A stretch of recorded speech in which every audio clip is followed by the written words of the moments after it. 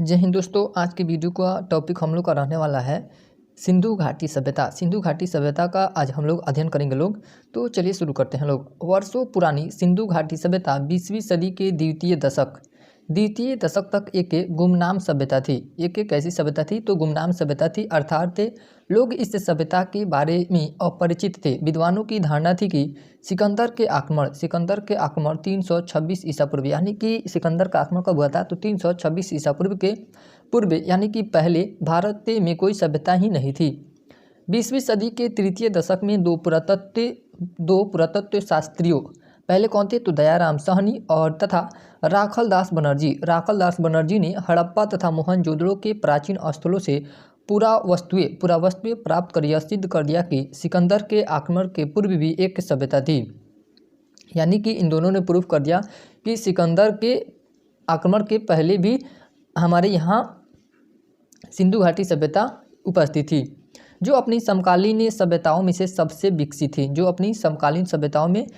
विकसित थी। कालांतर में John Marshall, Madhav Swarup Vats, K N. Dikshit, Ernest Mackay, Aurel Stein, Amalananda Ghosh, J P. Joshi आदि विद्वानों ने उत्खनन करके महत्वपूर्ण सामग्रियां प्राप्त की। उत्खनन से प्राप्त अवशेषों के आधार पर इस पूरी सभ्यता को सिंधु घाटी सभ्यता अथवा इसके मुख्य स्थल हड़प्पा के नाम पर हड़प्पा सभ्यता कहा जाता है। उसके बाद है इसका नामकरण। देखते हैं लोग इसका नाम कैसे पड़ा था। सिंधु घाटी सभ्यता का क्षेत्र अत्यंत व्यापक था। आरंभ में हड़प्पा और मोहनजोदड़ो की खुदाई से इससे सभ्यता के प्रमाण मिले। अतः विद्वानों ने इसे सिंधु घाटी सभ्यता का नाम दिया, क्योंकि ये क्षेत्र सिंधु और उसकी सहायक नदियों के क्षेत्र में आते हैं।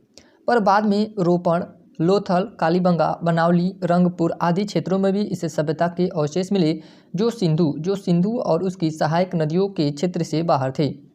अतः इतिहासकार इस सभ्यता का प्रमुख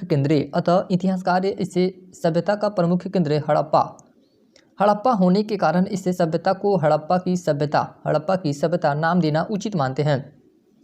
हड़प्पा सभ्यता क्यों कहा जाता है? क्योंकि पहली बार यहीं से इसकी खुदाई शुरू हुई थी। सिंधु घाटी सभ्यता का भौगोलिक विस्तार देखते हैं लोग। इसका भौगोलिक विस्तार कैसे है? तो उत्तरी सीमा में देखते हैं लोग तो मांडा है। उत्तरी सीमा में जो अभी वर्तमान स्थिति इसकी जम्मू कश्मीर में है। उसके बाद है पश्चिमी सीमा देखें तो सुतका गेंडोर है और बलूचिस्तान में स्थित है। और पूर्वी सीमा देखें तो आलमगीरपुर है और यह उत्तर प्रदेश में स्थित है। उसके बाद है दक्षिण सीमा में दामाबाद है, जो महाराष्ट्र में स्थित है। सिंधु घाटी सभ्यता कांस्ययुगीन सभ्यता थी। यह कैसी सभ्यता थी? तो यह कांस्ययुगीन सभ्यता थी, जिसका उद्भव ताम्र पाषाणी की पृष्ठभूमि में भारत के पश्चिमी क्षेत्र में हुआ था। भारत के किस क्षेत्र में हुआ था? तो यह भारत के पश्चिमी क्षेत्र में हुआ था और इसका विस्तार भारत के अलावा पाकिस्तान तथा अफगानिस्तान के कुछ क्षेत्रों में भी था। इसका विस्तार भारत के अलावा पाकिस्तान और अफगानिस्तान के क्षेत्रों में भी था। सिंधु सभ्यता का भौगोलिक विस्तार उत्तर में मांडा, जो जम्मू कश्मीर में स्थित है, जम्मू कश्मीर से लेकर दक्षिण में नर्मदा नदी के मुहाने तक के तथा पश्चिम में सुतका गेंडोर से लेकर पूर्व में आलमगीरपुर मेरठ तक था। यह उत्तर से दक्षिण लगभग 1100 किलोमीटर तक तथा पूरब से पश्चिम लगभग 1600 किलोमीटर तक फैली हुई थी। अभी तक उत्खनन तथा अनुसंधान द्वारा करीब 2800 स्थल ज्ञात किए गए हैं। कितने स्थल ज्ञात किए गए हैं? तो 2800 स्थल ज्ञात किए गए हैं। अभी कुछ नोट पॉइंट है, उसको देखते हैं लोग। वर्ष 2018 में उत्तर प्रदेश के बागपत जिले के सादिकपुर सिनौली गांव से लगभग 2000 ईसा पूर्व के पुरातात्विक साक्ष्य प्राप्त हुए हैं। इस स्थल को भारतीय पुरातत्व सर्वेक्षण ने राष्ट्रीय महत्व का घोषित किया है। सिंधु घाटी सभ्यता अपने त्रिभुजाकार स्वरूप में थी। यानी कि सिंधु घाटी सभ्यता का आकार किस प्रकार था? तो त्रिभुजाकार था, जिसका क्षेत्रफल लगभग 13 लाख वर्ग किलोमीटर है। इस सभ्यता का क्षेत्रफल कितना है? तो लगभग 13 लाख वर्ग किलोमीटर। सर्वप्रथम चार्ल्स मैसन ने 1826 ईस्वी में सिंधु सभ्यता का पता लगाया, जिसका सर्वप्रथम वर्णन उनके द्वारा 1842 में प्रकाशित पुस्तक में मिलता है। उसके बाद वर्ष से 1921 में भारतीय पुरातत्व सर्वेक्षण विभाग के तत्कालीन अध्यक्ष सर जॉन मार्शल के नेतृत्व में पुरातत्वविद दयाराम साहनी ने उत्खनन करके इसके प्रमुख नगर हड़प्पा का पता लगाया। सर्वप्रथम हड़प्पा स्थल की खोज के कारण इसका नाम हड़प्पा सभ्यता रखा गया। सिंधु सभ्यता का अन्य नाम क्या है, तो हड़प्पा सभ्यता। और इससे हड़प्पा सभ्यता का नाम हड़प्पा क्यों पड़ा, क्योंकि यहाँ पे सबसे पहले खुदाई की गई थी। सर जॉन मार्शल के दिशा निर्देश में ही राखल दास बनर्जी द्वारा सिंधु घाटी सभ्यता के स्थल मोहनजोदड़ो की खोज 1922 में की गई। रेडियो कार्बन 14 यानी कि C14 जैसे नवीन विश्लेषण पद्धति के द्वारा हड़प्पा सभ्यता का काल निर्धारण 2500 ईसा पूर्व से लेकर 1700 ईसा पूर्व माना गया है। यह सभ्यता 400 से लेकर 500 वर्षों तक विद्यमान रही। कितने वर्षों से? 400 से 500 लगभग विद्यमान रही तथा 2200 ईसा पूर्व से लेकर 2000 ईसा पूर्व के मध्य तक यह अपनी परिपक्व अवस्था में थी। नवीन शोध के अनुसार यह सभ्यता लगभग 8000 साल पुरानी है। कितनी हजार साल पुरानी है? 8000 साल पुरानी है। सिंधु घाटी सभ्यता के निर्माताओं के निर्धारण का महत्वपूर्ण स्रोत उत्खनन से प्राप्त मानव कंकाल है। सबसे अधिक के कंकाल मोहनजोदड़ो से प्राप्त हुए हैं। कहाँ से प्राप्त हुए हैं सबसे अधिक के कंकाल? तो मोहनजोदड़ो से प्राप्त हुए हैं। इनके परीक्षण से यह निर्धारित हुआ है कि सिंधु सभ्यता में 4 प्रजातियाँ, कितनी प्रजातियाँ निवास करती थी? तो सिंधु सभ्यता में 4 प्रजातियाँ निवास करती थी। पहली कौन सी थी? तो भूमध्य सागरीय, प्रोटो ऑस्ट्रेलाइड, अल्पाइन तथा मंगोलाइड, जिसमें से सबसे ज़्यादा भूमध्य सागरीय जाति के लोग थे। यानी कि इन चारों प्रजातियों में से सबसे ज़्यादा किस जाति के लोग रहते थे? तो भूमध्य सागरीय प्रजाति के लोग रहते थे। उसके बाद अगला टॉपिक है सिंधु घाटी सभ्यता की नगर योजना। इसकी नगर योजना कैसी थी उसको देखते हैं लोग। सिंधु घाटी सभ्यता एक नगरीय सभ्यता थी। एक कैसी सभ्यता थी? यानी कि यह शहरी सभ्यता थी, जिसका ज्ञान इसके पुरातात्विक के अवशेषों तथा अनुसंधानों से होता है। इसकी सबसे बड़ी विशेषता थी पर्यावरण के अनुकूल इसका अद्भुत नगर नियोजन तथा जल निकास प्रणाली। इसकी सबसे बड़ी विशेषता क्या थी? कि पर्यावरण के अनुकूल इसका अद्भुत नगर नियोजन तथा जल निकास प्रणाली। सड़क एक दूसरे को समकोण पर काटती थी। सड़क एक दूसरे को कैसे काटती थी? समकोण पर काटती थी। लगभग सभी नगर 2 भागों में विभक्त थे। लगभग यहाँ के जितने नगर थे कितने भागों में विभक्त थे? 2 भागों में विभक्त थे। प्रथम भाग में ऊंचे दुर्ग निर्मित थे। इनमें शासक वर्ग निवास करता था। यानी कि जो पहला भाग था वह ऊंचे दुर्ग निर्मित है, यानी कि ऊंचे स्थानों पर बनाए जाते थे और वहाँ पे किस वर्ग के लोग रहते थे? तो शासक वर्ग निवास करता था। दूसरा भाग में नगर या आवास क्षेत्र के साक्ष्य मिले हैं जो अपेक्षाकृत बड़े हैं। आमतौर पर यहाँ सामान्य नागरिक, व्यापारी, शिल्पकार, कारीगर और श्रमिक रहते थे।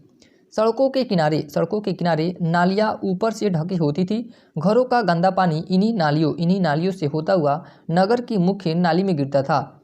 हड़प्पा, मोहनजोदड़ो तथा कालीबंगा की नगर योजना लगभग एक समान थी। यानी कि हड़प्पा, मोहनजोदड़ो तथा कालीबंगा की जो नगर योजना थी, ये तीनों की नगर योजना एक समान थी। कालीबंगा व रंगपुर को छोड़कर सभी में पक्की हुई ईंटों का प्रयोग हुआ है। यानी कि कालीबंगा और रंगपुर में पक्की हुई ईंटों का साक्ष्य नहीं प्राप्त हुआ है। आमतौर पर प्रत्येक घर में एक आंगन, एक रसोई घर तथा एक स्नानागार होता था। अधिकांश घरों में कुओं के अवशेष भी मिले हैं। बड़े बड़े भवन हड़प्पा एवं मोहनजोदड़ो की विशेषता बतलाते हैं। हड़प्पाकालीन नगरों के चारों ओर प्राचीर बनाकर, यानी कि घेराबंदी करके किलेबंदी की गई थी, जिसका उद्देश्य नगर को चोर लुटेरों एवं पशुदस्युओं से बचाना था। मोहनजोदड़ो का विशाल स्नानागार सिंधु सभ्यता का अद्भुत निर्माण है। मोहनजोदड़ो का जो विशाल स्नानागार है वह सिंधु सभ्यता का अद्भुत निर्माण है, जबकि अन्नागार सिंधु सभ्यता की सबसे बड़ी इमारत है। घरों के दरवाजे एवं खिड़कियाँ मुख्य सड़क पर ना खुलकर गलियों में खुलती थी, लेकिन लोथल इसका अपवाद है। लोथल का जो दरवाजे एवं खिड़कियाँ थी वह मुख्य सड़क पर ही खुलते थे। इसके दरवाजे एवं खिड़कियाँ मुख्य सड़कों की ओर खुलती थी। यद्यपि मकान बनाने में कई प्रकार की ईंटों का प्रयोग होता था, जिसमें 4:2:1 अनुपात यानी कि 4:2, 2:1 के लंबाई, चौड़ाई तथा मोटाई का अनुपात के आकार की ईंटें ज़्यादा प्रचलित थी। उसके बाद है सिंधु घाटी सभ्यता के प्रमुख स्थल। अब इनके स्थलों को देखते हैं लोग। सिंधु घाटी सभ्यता के कुछ प्रमुख स्थल निम्नलिखित हैं, जिसमें सबसे पहला स्थल है हड़प्पा। सिंधु घाटी सभ्यता के अवशेषों की खोज सर्वप्रथम 1921 में हड़प्पा में की गई। हड़प्पा वर्तमान में रावी नदी के बाएं तट पर पाकिस्तान के पंजाब प्रांत के मोंटगोमरी जिले में स्थित है। स्टुअर्ट पिगट ने इसे अर्ध औद्योगिक नहर कहा है। यहाँ के निवासियों का एक बड़ा भाग व्यापार, तकनीकी, उत्पाद और धर्म के कार्यों में संलग्न था। उन्होंने हड़प्पा और मोहनजोदड़ो को एक विस्तृत साम्राज्य की जुड़वा राजधानी कहा था। किसने? पिगट महोदय ने हड़प्पा और मोहनजोदड़ो को एक विस्तृत साम्राज्य की जुड़वा राजधानी कहा था। नगर की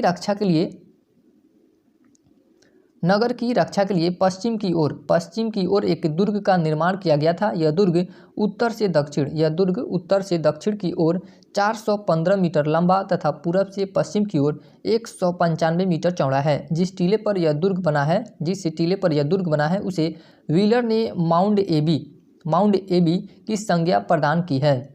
उसके बाद अगला स्थल है मोहनजोदड़ो। इसका सिंधी भाषा का अर्थ यानी कि मोहनजोदड़ो का सिंधी भाषा में अर्थ क्या होता है? मृतकों का टीला होता है। यह सिंध प्रांत पाकिस्तान के लड़काना जिले में सिंधु नदी के तट पर स्थित है। सर्वप्रथम इसकी खोज राखलदास बनर्जी, मोहनजोदड़ो की खोज सबसे पहले राखलदास बनर्जी ने 1922 ईस्वी में की थी। मोहनजोदड़ो की शासन व्यवस्था राजतंत्रात्मक ना होकर जनतंत्रात्मक थी। यहाँ की शासन व्यवस्था कैसी थी? तो जनतंत्रात्मक थी। बृहद स्नानागार मोहनजोदड़ो का सर्वाधिक महत्वपूर्ण सार्वजनिक स्थल है। इसके केंद्रीय खुले प्रांगण के बीच जलकुंड या जलाशय बना है। क्या बना है? जलकुंड या जलाशय बना है।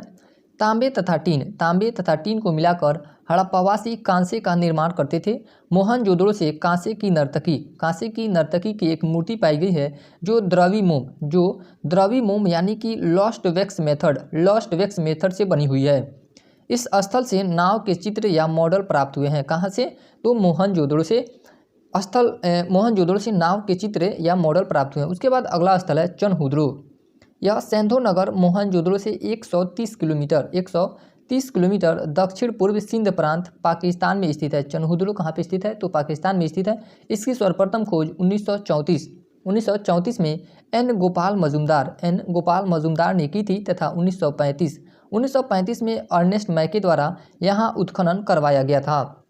चनहुद्रो एकमात्र पूरा स्थल है जहाँ से वक्राकार ईंटें मिली है। चनहुद्रो एकमात्र ऐसा पूरा स्थल है जहाँ से वक्राकार ईंटें मिली है। चनहुद्रो में किसी दुर्ग का अस्तित्व नहीं मिला है, यानी कि इसका घेराबंदी नहीं किया गया था। चनहुद्रो से पूर्वोत्तर हड़प्पाकालीन संस्कृति झूकर झांगर के अवशेष भी मिले हैं। ऐसा प्रतीत होता है कि यह एक औद्योगिक केंद्र था। जो चनहुद्रो है वह क्या था? तो एक ऐसा प्रतीत होता है कि औद्योगिक केंद्र था, जहाँ मणिकारी मुहर बनाने, भार मापे के बटखरे बनाने का काम होता था। अर्नेस्ट मैके ने यहाँ से मनका बनाने का कारखाना तथा भट्टी की खोज की है। उसके बाद अगला स्थल है लोथल बहुत इंपॉर्टेंट है। यह गुजरात के अहमदाबाद जिले के सरगवाला ग्राम के समीप दक्षिण में भोगवा नदी के तट पर स्थित है। इसकी खोज सर्वप्रथम डॉक्टर एस राव ने 1955 में की थी। लोथल की खोज किसने किया था? तो डॉक्टर SR राव ने किया था 1955 ईस्वी में।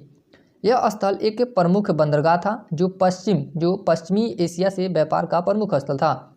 यह स्थल एक प्रमुख बंदरगाह था जो पश्चिमी एशिया से व्यापार का प्रमुख स्थल था। अभी वर्तमान में ही जो 4 तारीख का BPSC का एग्जाम हुआ है उसमें यह क्वेश्चन पूछा हुआ था। लोथल में नगर को दो भागों में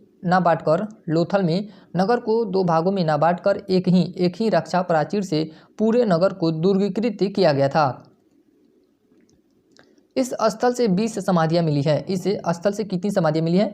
20 से समाधियाँ मिली हैं। यहाँ से 3 युग्मित समाधियों का उदाहरण भी मिलता है। यहाँ से भी नाव के चित्र, यहाँ से नाव के चित्र या मॉडल भी प्राप्त हुए हैं। उसके बाद अगला स्थल है राखीगढ़ी, हरियाणा के हिसार जिले। हरियाणा के हिसार जिले में स्थित प्रमुख पुरातात्विक स्थल है। यहाँ से अन्नागार एवं रक्षा प्राचीर के साक्ष्य मिले हैं। मई 2012 में ग्लोबल हेरिटेज फंड ने इसे एशिया के 10 ऐसे विरासत स्थलों की सूची में शामिल किया है जिनके नष्ट हो जाने का खतरा है। उसके बाद अगला स्थल है कालीबंगा। यह राजस्थान के हनुमानगढ़ जिले में घग्गर नदी के बाएं तट पर स्थित है। कालीबंगा का शाब्दिक अर्थ काले रंग की चूड़िया है। इसका शाब्दिक अर्थ क्या होता है? काले रंग की चूड़िया। इसकी खोज 1951 में अमलानंद घोष द्वारा की गई तथा 1961 में बीबी लाल और बीके थापड़ के निर्देशन में व्यापक खुदाई की गई। यहाँ से जूते हुए खेत का साक्ष्य मिला है। कहाँ से? कालीबंगा से। यहाँ के भवनों का निर्माण कच्ची ईंटों द्वारा हुआ था। यहाँ के भवनों का निर्माण किस प्रकार की ईंटों से हुआ था? तो कच्ची ईंटों द्वारा हुआ था। यहाँ से अलंकृत ईंटों के साक्ष्य भी मिले हैं।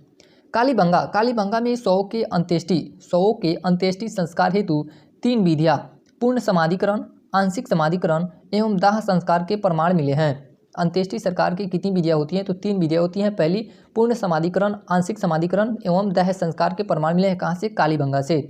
उसके बाद अगला स्थल है बनावली, हरियाणा के फतेहाबाद जिले में स्थित इस पुरास्थल की खोज 1973 में आर.एस. बिष्ट ने की थी। इस स्थल से संस्कृति के 3 स्तर प्राक सेंधो, विकसित सेंधो तथा उत्तर सेंधो संस्कृतियों के अवशेष मिले हैं। यहाँ से प्राक सेंधो, विकसित सेंधो तथा उत्तर सेंधो संस्कृतियों के अवशेष मिले हैं। यहाँ जल निकास प्रणाली का अभाव था। यहाँ से मिट्टी का बना हल मिला है। यहाँ से मिट्टी यानी कि बनावली से मिट्टी का बना हल मिला है। बनावली से अधिक मात्रा में जौ भी मिला है। उसके बाद अगला स्थल है धौलावीरा। यह गुजरात के कच्छ जिले के भचाऊ तालुका में स्थित है। कहाँ पे स्थित है? भचाऊ तालुका में स्थित है। इसकी खोज 1967 ईस्वी में जेपी जोशी ने की थी। यहाँ से प्राप्त होने वाली सिंधु लिपि के 10 बड़े चिन्हों से निर्मित शिलालेख महत्वपूर्ण उपलब्धि है। धौलावीरा के निवासी जल संरक्षण की तकनीक से परिचित थे। नगर 3 भागों में विभाजित था। जो धौलावीरा का नगर था वह कितने भागों में विभाजित था? तो 3 भागों में विभाजित था। पहला दुर्ग भाग, दूसरा मध्यम नगर, तीसरा निचला नगर। धौलावीरा से हड़प्पा सभ्यता का एकमात्र स्टेडियम यानी कि खेल का मैदान भी मिला है। उसके बाद अगला टॉपिक है सेंधो स्थलों से प्राप्त अवशेष एवं वस्तुएं। कौन कौन से स्थल से कौन कौन सी वस्तुएं प्राप्त हुई उसको देखते हैं लोग। तो हड़प्पा से कौन कौन सी वस्तु प्राप्त हुई? तो कब्रिस्तान, R37, सावधान पेटिका, शंख का बना बैल, स्त्री के गर्भ से निकला हुआ पौधा जिसे उर्वरता की देवी के नाम से जाना जाता है, गेहूं व जौ के दाने, अन्नागार, स्वस्तिक एवं चक्र के साक्ष्य, सीपी का पैमाना, ये सब कहाँ से मिले हैं? तो हड़प्पा से मिले हैं। ये सब वस्तुएं कहाँ से मिली है? हड़प्पा से। उसके बाद है मोहनजोदड़ो से बृहद स्नानागार, मातृदेवी की मूर्ति, कांसे की नर्तकी की मूर्ति, राज्य मुद्रा पर अंकित पशुपति नाथ की मूर्ति, सूती कपड़ा, हाथी का कपाल खंड, गीली मिट्टी के दिए के साक्ष्य, गले हुए तांबे के ढेर, सिप्पी की बनी हुई पटरी, कुम्भकारों के 6 भट्टों के अवशेष तथा मिट्टी का तराजू, सबसे बड़ी ईंट का साक्ष्य आदि। यानी कि इसमें से 2 इंपॉर्टेंट है। बृहद स्नानागार बार पूछा हुआ क्वेश्चन है। उसके बाद सबसे बड़ी ईंट कहाँ से प्राप्त हुआ है? तो मोहनजोदड़ो से। ये सब जितनी सारी वस्तुएं कहाँ से प्राप्त हुई हैं? तो मोहनजोदड़ो से प्राप्त हुई हैं। उसके बाद अगला स्थल है चनहुद्रो से कौन कौन सी वस्तुएं प्राप्त हुई उसको देखते हैं लोग। अलंकृत हाथी, वक्राकार ईंटें, कंघा, लिपस्टिक, 4 पहियों वाली गाड़ी, अलंकृत हाथी, मनके इत्यादि चनहुद्रो से प्राप्त हुए हैं। कालीबंगा से आयताकार 7 अग्नि वेदिकाएं, जूते हुए खेत के साक्ष्य, ये इंपॉर्टेंट है। जूते हुए खेत के साक्ष्य, कांच व मिट्टी की चूड़ियाँ, सिलबट्टा, सूती कपड़े की छाप, माणिक्य एवं मिट्टी के मनके, बेलनाकार मुहरे, मिट्टी के खिलौने तथा प्रतीकात्मक के समाधियाँ आदि, ये सब कालीबंगा से प्राप्त हुई हैं। उसके बाद है लोथल। लोथल से बंदरगाह, लोथल से क्या क्या प्राप्त हुआ है तो बंदरगाह, धान यानी कि चावल और बाजरे का साक्ष्य, फारस की मुहर, 3 युगल समाधियाँ, धान की भूसी, मनका उद्योग के साक्ष्य, तांबे का कुत्ता, छोटा दिशा मापक यंत्र इत्यादि प्राप्त हुए हैं कहाँ से, लोथल से। जिसमें से कौन कौन सी इंपॉर्टेंट है, जैसे फारस की मुहर इंपॉर्टेंट है, 3 युगल समाधियाँ, धान की भूसी, उसके बाद तांबे का कुत्ता और छोटा दिशा मापक यंत्र, यानी कि ये सब वस्तुएं और स्थानों से नहीं प्राप्त हुई हैं। उसके बाद है सुरकोड्डा, घोड़े की अस्थियां एवं एक विशेष प्रकार की कब्रगाह आदि प्राप्त हुए कहाँ से, सुरकोड्डा से। बनावली से हल की आकृति वाले मिट्टी के खिलौने प्राप्त हुए हैं बनावली से। जौ, तांबे के वनाग्रे आदि कहाँ से प्राप्त हुए हैं तो बनावली से। उसके बाद अगला टॉपिक है कि जो स्थल पे प्राप्त हुए, जो स्थल का उत्खनन किया गया है वह किस नदी के किनारे है और उसके उत्खननकर्ता कौन है और अभी उसकी वर्तमान स्थिति क्या है। तो हड़प्पा किस नदी किनारे है तो यह रावी नदी के किनारे है। इसके उत्खननकर्ता कौन थे, दयाराम साहनी, जो 1926 से लेकर 27 से और 1933 से 34 तक माधव स्वरूप वत्स के निर्देशन में इसका उत्खनन किया गया था, किसका, हड़प्पा का। और ये हड़प्पा का वर्तमान स्थिति कहाँ पे है तो पाकिस्तान का मोंटगोमरी जिला में। अभी वर्तमान स्थिति कहाँ है तो पाकिस्तान में इसकी।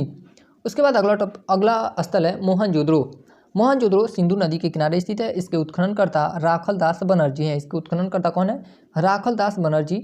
सिंध प्रांत का लड़काना जिला पाकिस्तान में स्थित है। मोहनजोदड़ो कहाँ स्थित है तो सिंध प्रांत का लड़काना जिला पाकिस्तान में। उसके बाद है चनहुद्रो, यह सिंधु नदी के किनारे है। अर्नेस्ट मैके ने इसका उत्खनन किया था। सिंध प्रांत पाकिस्तान में स्थित है। चनहुद्रो कहाँ स्थित है, सिंध प्रांत पाकिस्तान में। कालीबंगा, यह घग्गर नदी के किनारे स्थित है। कालीबंगा घग्गर नदी के किनारे बीबी लाल एवं बीके थापड़ इसके उत्खनन करता है। राजस्थान का हनुमानगढ़ जिला में स्थित है। कालीबंगा कहाँ स्थित है तो राजस्थान का हनुमानगढ़ जिला में। कोटदीजी, यह भी सिंधु नदी के किनारे स्थित है। कोटदीजी, फजल अहमद खां, इसके उत्खननकर्ता कौन हो जाएंगे तो फजल अहमद खान हो जाएंगे। पाकिस्तान का सिंध प्रांत मोहनजोदड़ो के समीप स्थित है कोटदीजी। उसके बाद है रंगपुर, यह भादर नदी के किनारे स्थित है। S.R. राव इसके उत्खननकर्ता हो जाएंगे।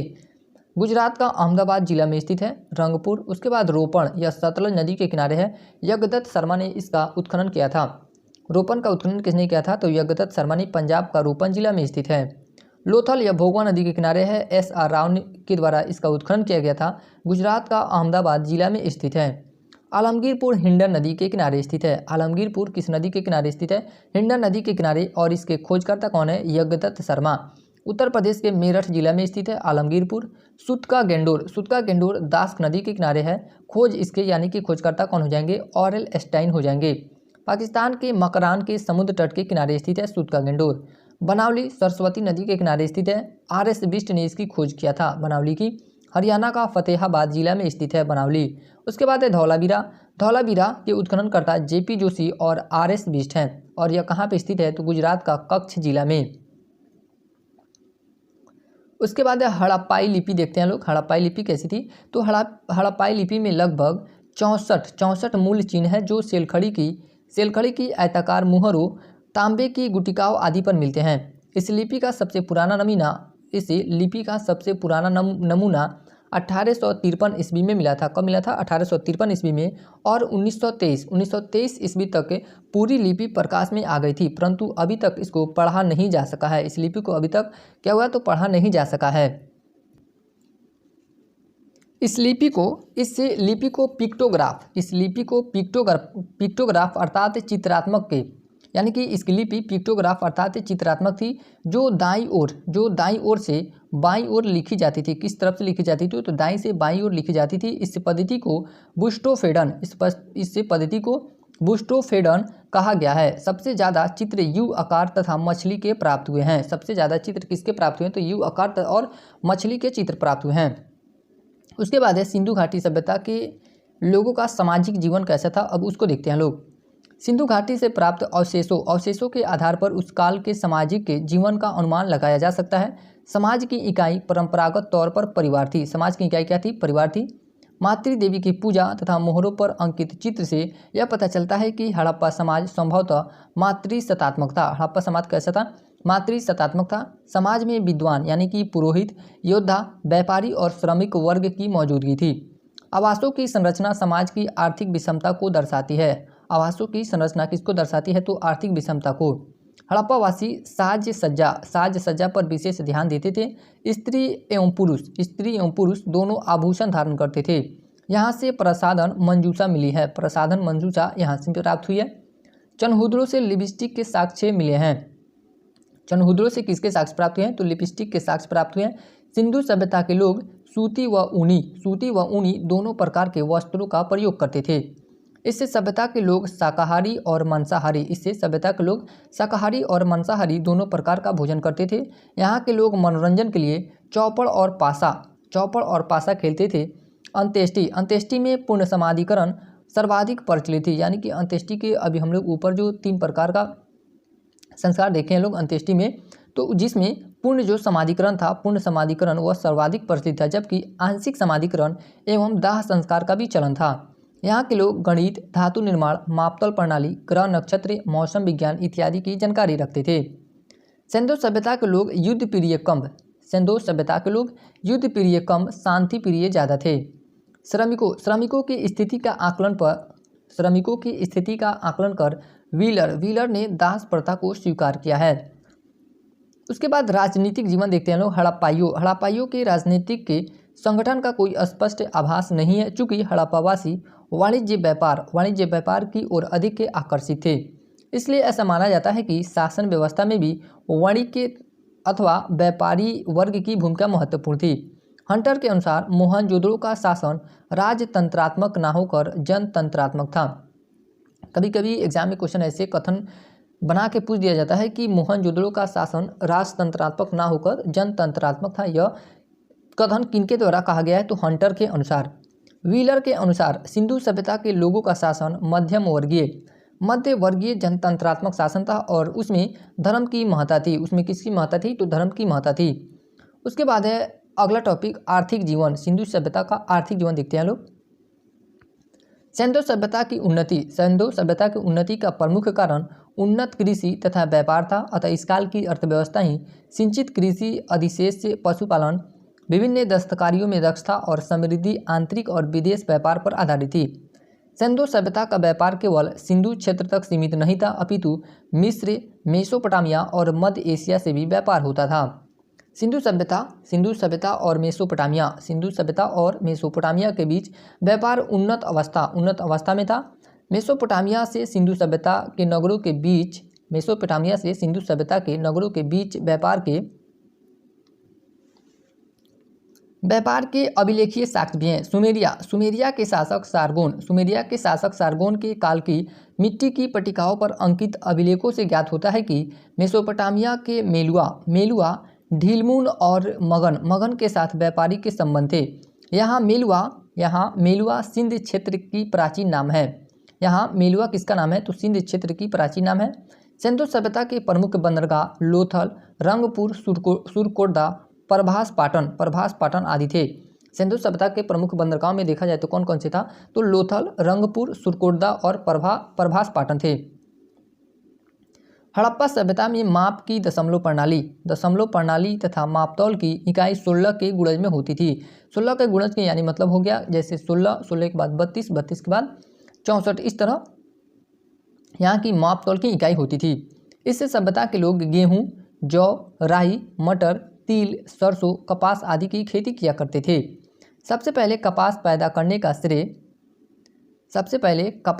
करने का श्रेय सिंधु सभ्यता के लोगों को दिया जाता है।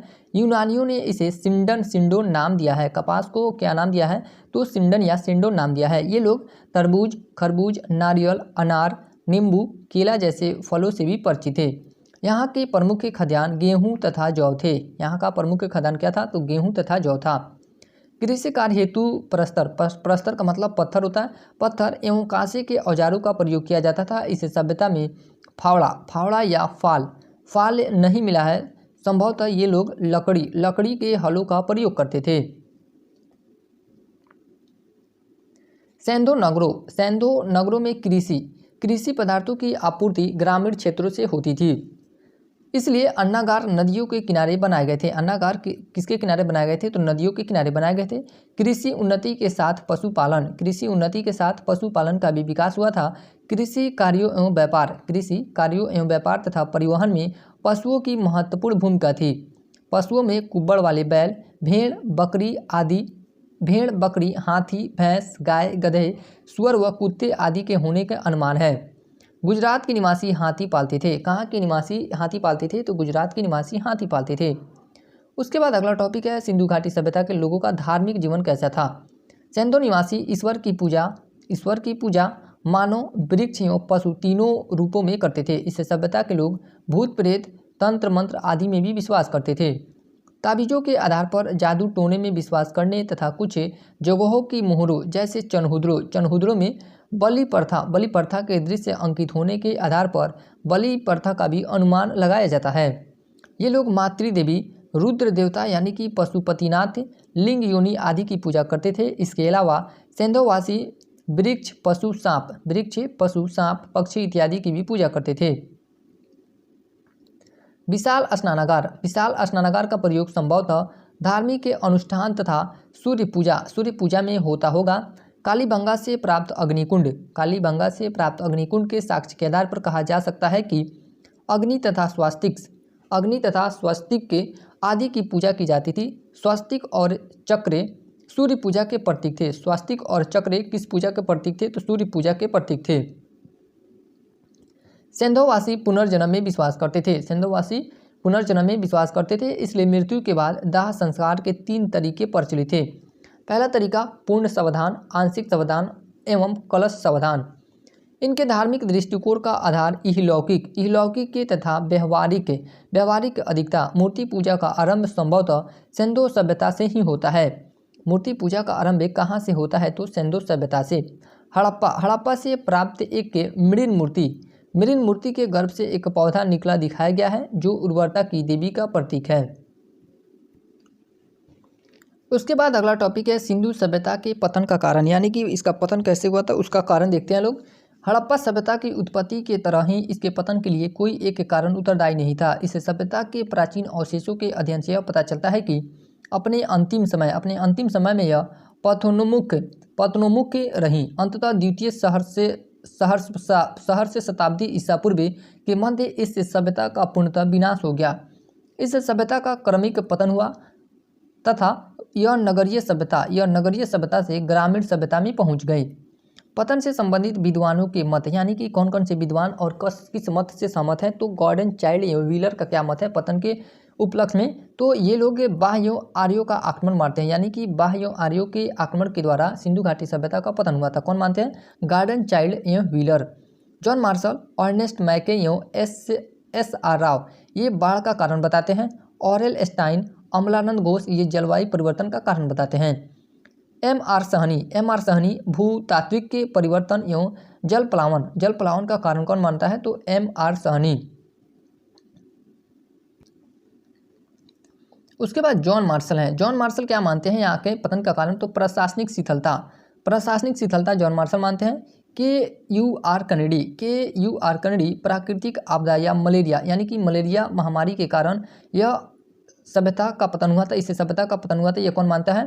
के.यू.आर. कनेडी। और यह प्राकृतिक आपदा सिंधु सभ्यता की देन, यानी कि सिंधु सभ्यता से हमें क्या प्राप्त हुआ या उन लोगों ने हमें क्या दिया था उसको देखते हैं लोग। सिंधु सभ्यता में प्रचलित अनेक चीज़ें ऐतिहासिक काल में भी निरंतर रहीं। इसके कुछ प्रमुख के उदाहरण हैं, जैसे दशमलव पद्धति पर आधारित मापतौल प्रणाली, नगर नियोजन, सड़कें एवं नालियों की व्यवस्था, बहुदेववाद का प्रचलन, मातृदेवी की पूजा, प्रकृति पूजा, शिव पूजा, लिंग योनि पूजा, योग का प्रचलन, जल का धार्मिक महत्व, स्वस्तिक, चक्र आदि प्रतीक के रूप में ताबीज, तंत्र मंत्र का प्रयोग, आभूषणों का प्रयोग, बहुफसली कृषि व्यवस्था, अग्नि पूजा या यज्ञ मोहरों का उपयोग, इक्का गाड़ी एवं बैलगाड़ी, आंतरिक एवं बाह्य व्यापार इत्यादि, यानी कि सिंधु सभ्यता की देन है। सिंधु सभ्यता की एक प्रमुख देन नगरीय जीवन के क्षेत्र में है। पूर्ण विकसित नगरीय जीवन का सूत्रपात इसी सभ्यता से हुआ। अब हम लोग सिंधु घाटी सभ्यता के संबंध में वस्तुनिष्ठ प्रश्नों को देखते हैं लोग, यानी कि जो पूर्व एग्जामों में पूछे गए हैं उस प्रश्नों को देखते हैं लोग। निम्नलिखित में से कौन सा प्राचीन नगर अपने उन्नत जल संचयन और प्रबंधन प्रणाली के लिए सुप्रसिद्ध है, जहां बांधों की श्रृंखला का निर्माण किया गया था और संबद्ध जलाशयों में नहर के माध्यम से जल को प्रभावित किया जाता था। तो यह किसके बारे में कहा जा रहा है? तो धौलावीरा के बारे में कहा जा रहा है। अभी जो ये मेरे पास PDF है, इसमें आंसर टिक कर दिया गया है, लेकिन आगे से कोशिश करेंगे कि जो भी ऑब्जेक्टिव क्वेश्चन है उसमें आंसर टिक ना किया हो। निम्नलिखित में से कौन सा एक हड़प्पा स्थल नहीं है? तो जो सोहगोरा है यह हड़प्पा स्थल नहीं है। चनहुद्रो के बारे में पढ़े हैं लोग, कोडिजी के बारे में पढ़े हैं लोग, और देसलपुर के बारे में नहीं दिया है, बट यह हड़प्पा स्थल है। और जो यह सोहगोरा है यह हड़प्पा स्थल नहीं है।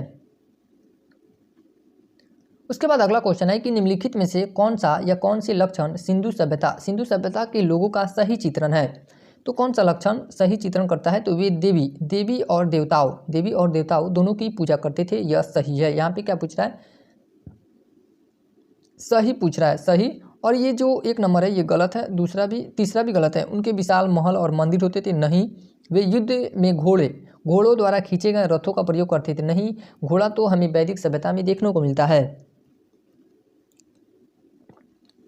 उसके बाद ये चौथा क्वेश्चन है कि सिंधु घाटी सभ्यता के संदर्भ में निम्नलिखित में से कौन सा कथन सत्य है? तो दोनों कथन सत्य है। पहला भी, यह प्रमुखतः लौकिक सभ्यता थी। यह कैसी सभ्यता थी? लौकिक सभ्यता थी। यद्यपि इसमें धार्मिक तत्व उपस्थित थे, पर वे वर्चस्वशाली नहीं थे। दूसरा कथन भी सही है। उस काल में भारत में कपास से वस्त्र बनाए जाते थे। उसके बाद अगला क्वेश्चन है, निम्नलिखित पशुओं में किस एक का हड़प्पा संस्कृति में पाई गई मुहरों और टेराकोटा कलाकृतियों में निरूपण यानी कि रिप्रेजेंटेशन नहीं हुआ है? तो गाय का यानी कि निरूपण यानी कि रिप्रेजेंटेशन नहीं हुआ है। गाय वैदिक सभ्यता में देखने को मिलती है। हाथी का हुआ है, बाघ का हुआ है और गेंडा का भी हुआ है। सिंधु घाटी की सभ्यता के किस पुरा स्थल से नाव के चित्र या मॉडल प्राप्त हुए हैं? तो मोहनजोदड़ो एवं लोथल से नाव के चित्र या वहाँ उसके मॉडल प्राप्त हुए हैं। हड़प्पा सभ्यता का स्थल मांडी भारत के किस राज्य में स्थित है? मांडी भारत के उत्तर प्रदेश में स्थित है। जो मांडी है वह किस राज्य में स्थित है? उत्तर प्रदेश में। सूची 1 को सूची 2 से सम्मिलित कीजिए तथा सूचियों के नीचे दिए गए कूट का सही उत्तर चुनिए। यहाँ पे हड़प्पा स्थल दिया गया है एक तरफ, और एक तरफ है राज्य दिया गया है। तो बालू किस राज्य में स्थित है? तो यह हरियाणा में स्थित है। मांडा जम्मू कश्मीर में स्थित है। हुलास उत्तर प्रदेश में स्थित है। पादरी गुजरात में स्थित है। तो इसका सही आंसर क्या हो जाएगा? D number.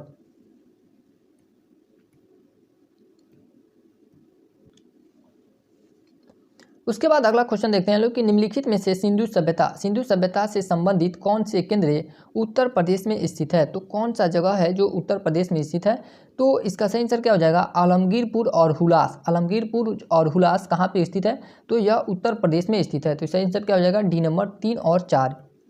उसके बाद अगला क्वेश्चन है कि एक उन्नत जल प्रबंधन व्यवस्था का साक्ष्य कहाँ से प्राप्त हुआ है? एक उन्नत जल प्रबंधन व्यवस्था का साक्ष्य हमें धौलावीरा से प्राप्त होता है। कहाँ से प्राप्त होता है? धौलावीरा से। स्थापित सिंधु घाटी सभ्यता जिन नदियों के तट पर बसी थी वे कौन सी थी? यानी कि वह पूछ रहा है कि सिंधु घाटी की सभ्यता कौन कौन सी नदियाँ के तटों पर बसी थी? तो इसका सही आंसर क्या हो जाएगा?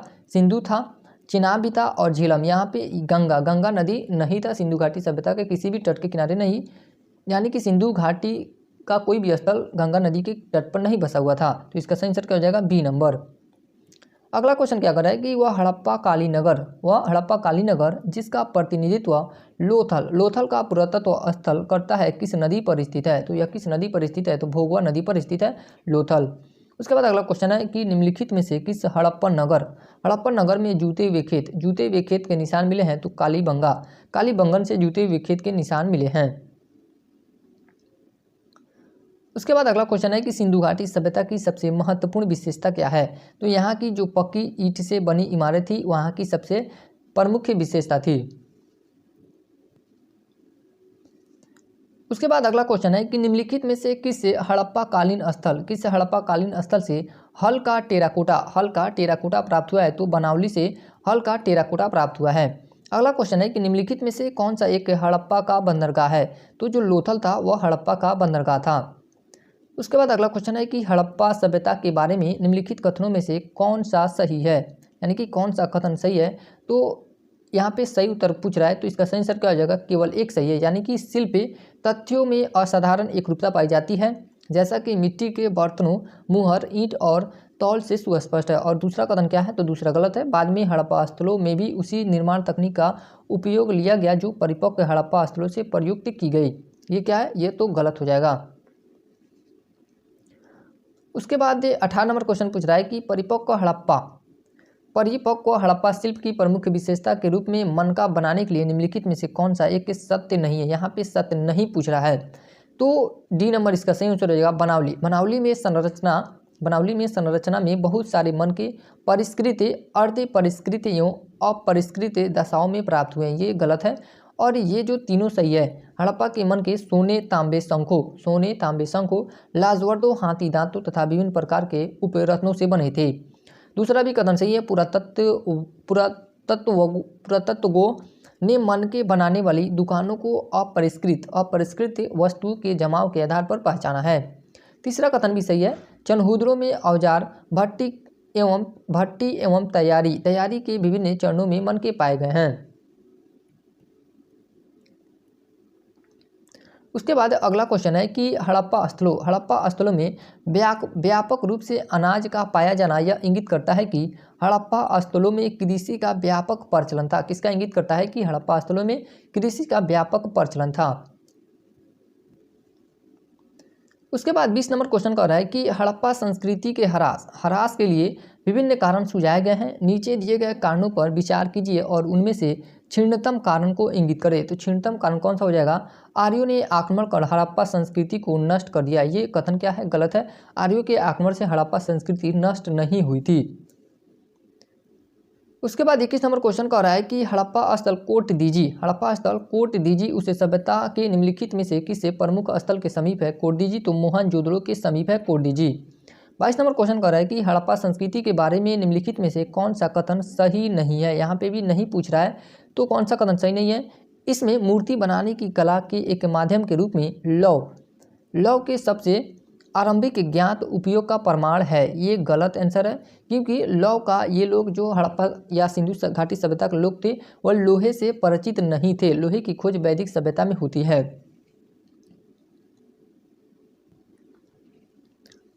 अगला क्वेश्चन कह रहा है कि सूची 1 को सूची 2 से सुमेलित कीजिए और सूचियों के नीचे दिए गए कूट का प्रयोग कर सही उत्तर का चयन करें। तो इसका सही आंसर क्या हो जाएगा, तो धौलावीरा। यह धौलावीरा कहाँ पे है, तो धौलावीरा हो जाएगा आपका कादिर टापू द्वीप पे। उसके बाद है राखीगढ़ी हिसार में है।